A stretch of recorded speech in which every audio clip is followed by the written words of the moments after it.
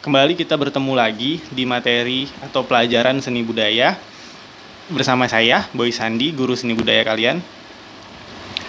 Kita akan mulai masuk ke materi pembahasan karya seni rupa 3 dimensi dengan imajinasi. Nah, minggu lalu saya sudah jelaskan kita akan membahas berkarya seni rupa 3 dimensi berdasarkan imajinasi.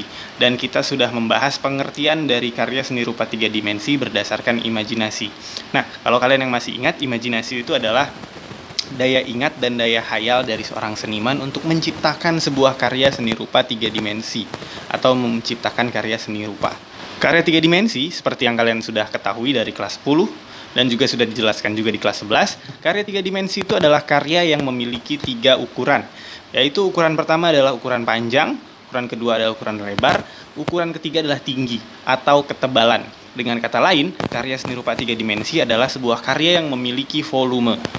Kita kali ini akan masuk ke dalam karya seni rupa 3 dimensi berdasarkan imajinasi. Di bagian ini kita akan banyak membahas tentang karya-karya seni rupa 3 dimensi. Nah, akan ada beberapa karya seni rupa yang akan saya jelaskan. Di antaranya adalah karya patung, kemudian ada karya arsitektur, dan yang terakhir adalah karya instalasi. Saya yakin karya patung itu tidak terlalu karya patung itu mungkin sangat familiar bagi kalian, karena di kelas 10 dan kelas 11 sudah pasti kita membahas dan menjelaskan tentang patung. Tapi saya yakin belum karya patung yang lebih dalam. Tapi kalau ini kita akan membahas karya patung. Di setiap jenisnya akan kita bahas siapa senimannya dan seperti apa karyanya. Kemudian kita akan membahas karya arsitektur. Saya yakin ini adalah jenis karya yang baru bagi kalian. Dan yang terakhir adalah karya instalasi. Nah, mungkin kalian sendiri baru tahu apa itu dan baru mendengar apa itu karya instalasi. Mari kita bahas satu persatu. Mari kita lewati minggu per minggunya di materi seni budaya ini. Dan kita akan memulainya dari jenis karya yang pertama, yaitu karya patung. Tapi sebelum itu, kita lihat intronya.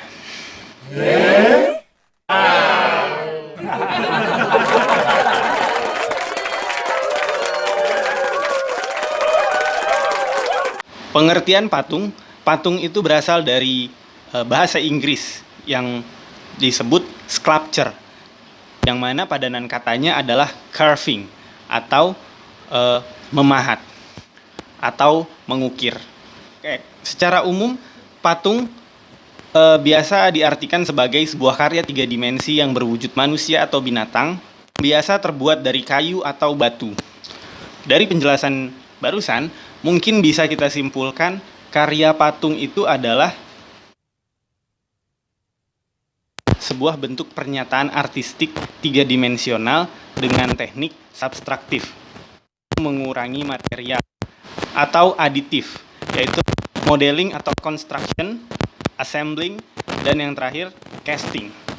Jadi ada 2 teknik dalam membuat karya patung. Yang pertama subtraktif, yang kedua aditif.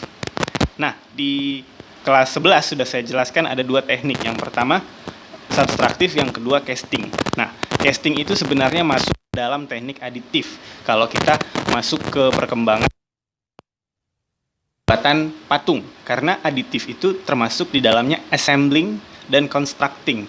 Tapi di kelas 11 kita hanya membahas tentang casting, yaitu mencetak. Tapi ada assembling, yaitu perakitan, yang kedua constructing atau modeling, yaitu menyusun. Patung merupakan sebuah karya seni yang bebas, yaitu dapat berdiri sendiri. Maka dari itu, patung memiliki karakter sebuah karya 3 dimensi yang memiliki multi-surface atau multi permukaan, memiliki volume, kedalaman bentuk, dapat diraba, disentuh, dan dirasakan. Itu adalah karakteristik dari sebuah karya seni 3 dimensi. Seiring perkembangan kebudayaan manusia, peran patung turut berkembang menjadi media komunikasi personal serta objek estetis yang berfungsi memberikan pemenuhan rasa keindahan bagi manusia. Dengan demikian dapat dinyatakan bahwa sifat peranan patung berubah dari yang bersifat khusus ke sifat yang umum. Perubahan peranan tersebut ditandai dengan beragamnya teknik, bahan, alat, serta makna yang diungkapkan dalam pembuatan patung. Nah, maksudnya ini adalah peranan patung dari sifat khusus ke sifat umum. Maksud sifat khusus ini biasanya patung ini digunakan untuk kegiatan-kegiatan yang khusus. Kita tahu kesenian ini dan peradaban ini mulai dari zaman prasejarah, yang mana biasanya karya-karya patung itu dipakai untuk sesembahan terhadap beberapa agama yang menyimbolkan patung sebagai tuhan-tuhannya. Nah, di situ adalah peranan khusus dari sebuah patung tersebut. Jadi kalau kita tahu banyak sekali karya patung yang dijadikan monumen atau benda keramat bagi agama-agama tertentu. Nah, di zaman modern ini fungsi patung itu sudah berubah menjadi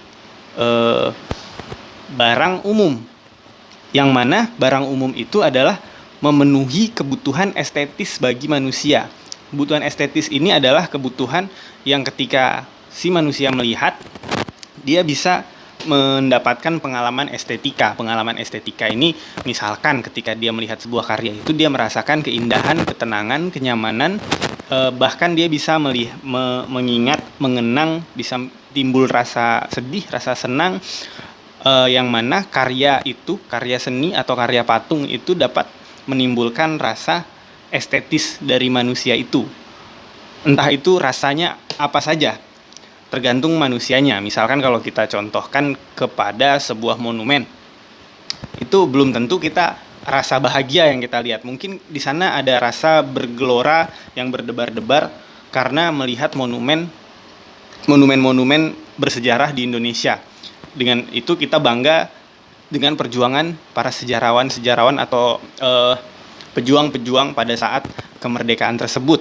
Berbeda dengan karya-karya yang biasanya ada di perumahan-perumahan. Biasanya kalau kalian lihat ada patung-patung yang ada di perumahan itu biasanya ada patung kuda, ada patung dewi, ada patung perempuan. Itu adalah karya yang menyatakan keindahan dari segi gerak, dari segi bentuk, dari segi ekspresi si patung. Itu adalah karya yang menunjukkan keindahan.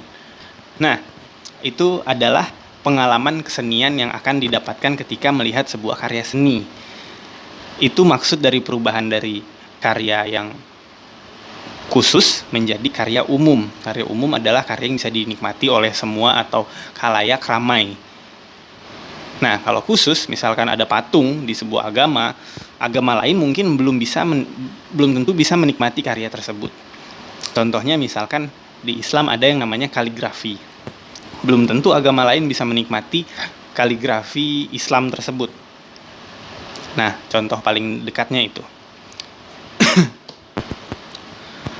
Apalagi dengan sains dan teknologi yang berkembang sangat cepat, para seniman patung lebih percaya kepada ide-ide bentuk murni.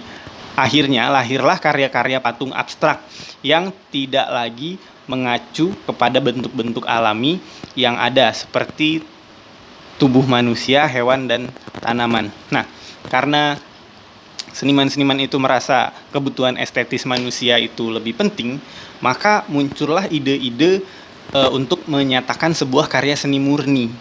Ya, jika kalian tahu ada beberapa agama yang menggunakan patung sebagai ritual keagamaannya, di situ patung menjadi karya terapan. Karena karya patung tersebut selain menjadi karya seni yang hanya dinikmati dan dipajang estetikanya, tapi ketika karya itu tidak ada di sana, si umat dari agama itu tidak bisa melakukan ritual keagamaannya. Itu menjadi karya terapan karena ada fungsi lain selain estetika. Nah, pada kali ini seniman mulai menarik unsur khusus itu menjadi unsur umum.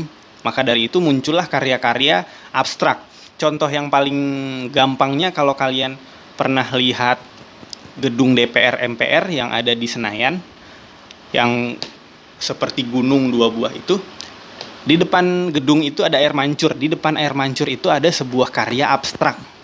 Nah, itu adalah contoh sebuah patung dari karya abstrak. Ya, atau mungkin kita bisa katakan Monas lah. Monas itu tugu di atasnya itu adalah, kalau yang kalian belum tahu, itu kan emas. Tugu di atasnya itu adalah menggambarkan sebuah monumen patung api. Jadi itu seperti obor atau lilin. Nah, mungkin sampai segitu dulu kita membahas tentang karya patung. Minggu depan kita akan membahas siapa-siapa saja seniman yang membuat karya patung dan seperti apa saja karyanya dan apa pembedanya dari karya klasik dengan karya modern dari seniman-senimannya tersebut. Sampai sini dulu perjumpaan kita.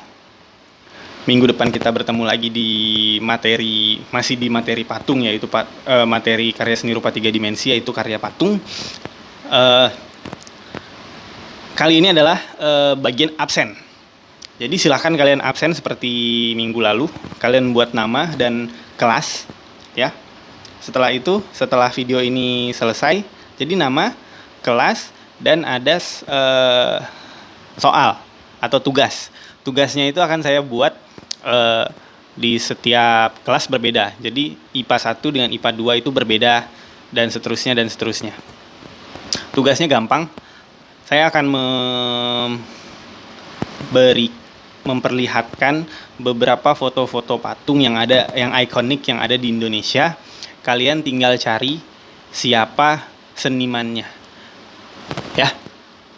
Itu saja. Jadi kalian buat nama, kelas, kemudian kalian buat, misalkan nanti saya kasih tahu patung Monas. Jadi contohnya kalian buat nama, misalkan namanya Boy. Terus kelas 12 MIPA 3.